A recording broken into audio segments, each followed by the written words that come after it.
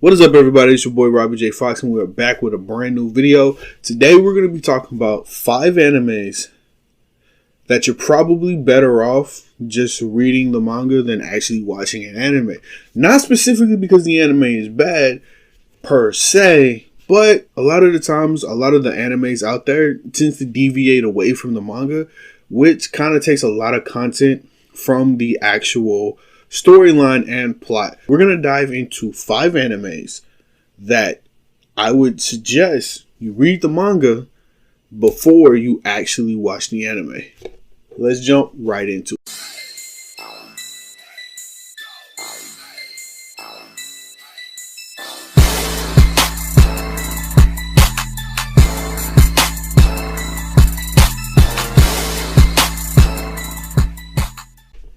Coming up at number 5 is a anime called Baton.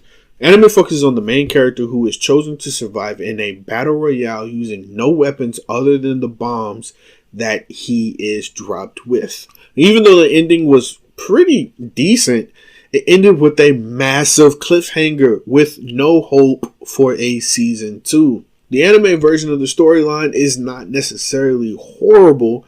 It actually has a lot of action, plot, character development, trust issues within the anime. It's just that towards the end, there was an indication that the main character would be able to escape the island. Unfortunately, without the release of a season 2, it doesn't happen. Without spoiling the anime any further, the series ends with the game kind of ongoing. It's possible that there would be a second season, but a few years after, there's pretty much no hope. Just give up on that. Give up on that option. But right now, the series is incredibly open-ended. That being said, if you want to experience the whole story, you're probably better off reading the manga. Not only is the story resolved in the manga, but there are 2 separate endings, a good and a bad ending. One of the very few mangas that gives the reader the opportunity to choose the ending that he or she wants. It's kind of a cool experimentating word supporting.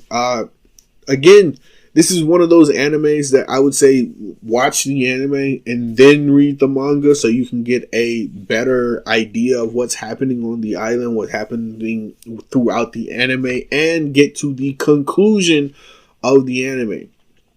The manga is also a lot more gruesome than what was portrayed in the anime, but overall, the anime was still pretty good. You're just probably better off reading the manga.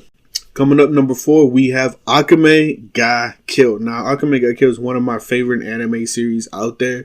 Nothing's particularly wrong with Akame ga Kill.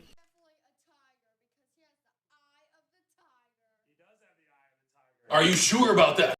There have been mixed reviews on whether Akame ga Kill is a good or bad anime. Regardless of whether you like the story or not, it has still racked up a big following and popularity. Like any other adaptation, the series did follow its source material at first, but then branched out. Some of the most notable changes was, without, of course, spoiling the anime for those who haven't seen it, the biggest change was actually the death scenes. A lot of characters in the anime who died actually did not or were not supposed to be killed. I'm not saying who or, what was murdered. And if you've seen the anime, then you know exactly what I'm talking about. The ending as well kind of deviated away from the actual manga source, making the whole entire storyline completely different from the manga. The anime took this in a direction that not all manga fans particularly enjoyed, leading to the promotion of the manga being way more common. Of course, personally, I'm just going to go ahead and say it. Akame ga Kill is an absolute fantastic anime. I loved it. I watched it several times. However, if you want the complete storyline, if you want the actual story without any deviations, you're probably better off just reading the manga. In third, we have a classic, an anime classic in terms of fan service, more fan service, and even more fan service.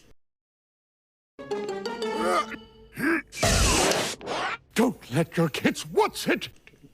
Rosario Vampire. Rosario Vampire is often described as a directionless, fan servicey anime. It's not necessarily the real issue. The fan service is quite popular for a reason. But even the most diehard fan service viewers is usually looking for more than just that in their anime experience. They're looking for character development, a good plot line, and setting. The manga provides all of this plus more. In the anime, the characters are rather flat other than flashing their panties, boobs, and assets. Whereas the manga provides backstories, complex motivations, and a sketchy plot that is significantly better developed. What's even more, the series comes to an actual satisfying conclusion compared to the anime. If you really love sexy monster girls, the anime is absolutely fine if you're just looking for the fan service and the fan service alone. But if you really want to understand the monster girls that you are very much so interested in and want to see more than just their assets and fan service, then reading the manga would provide so much more detail. Now, up next is an anime that I personally enjoyed, mainly because it was one of the very first animes I ever watched. And that anime is Fuuka. Of course, after watching the anime, I decided to look up what everybody else thought about it. And yes, it had its positive reviews, but what caught my attention were the negative reviews. The negative reviews showed that a lot of people were pissed that the anime deviated away from the manga. Now, even though Fuuka was one of the very first animes I've ever seen, its manga version was the very first manga I ever read. And I have to say, yes, the manga was 1,000 times better than what the actual anime was. There was a lot of subtle changes in the anime, and the ending drastically changed the entire story. The main character goes through an extremely tough loss within the manga that helped him grow and build a further character.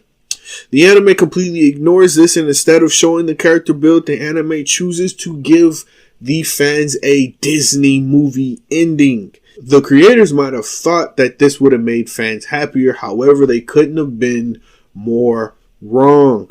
Now again, there's absolutely nothing wrong in particularly with the anime. The music is absolutely fantastic. The artwork is absolutely amazing. However, the story changes kind of messes up the entire vibe. Let's just be honest. You're probably better off reading the manga if you want a complete and full storyline. And finally, we have Domestic no Kanojo, aka Domestic Girlfriend. Now, before you drop me the hate comments of me bashing your favorite anime, look, I was a fan of the anime before it even became an anime. The manga was absolutely fantastic. I was one of the very first readers who actually read it. Upon hearing that it was going to become an anime, I was extremely hyped about it. And I am not here to completely diss the anime too much. First, let me just say, Domestic no Kanojo has a absolutely fantastic opening song. One of the best opening songs I have ever heard from any anime by far. However, that is one of the only things I truly enjoyed about the anime. Let's just say the anime was lacking so much more that was easily found in the manga. The anime tried to capture the most critical points while omitting some of the important details from the manga. What also makes the anime inferior to the manga is the artwork. The manga is 20 times more detailed than the actual anime. The anime also omits a lot of adult content that is really heavily emphasized, which is pretty much used to give a bigger picture of the relationships between the characters in the manga, which is fair enough. It's not supposed to be a H anime. However, after reading the manga, the anime feels lackluster and missing a lot of content. Again, I'm not trying to diss the anime. The anime was absolutely good for what it was intended to be.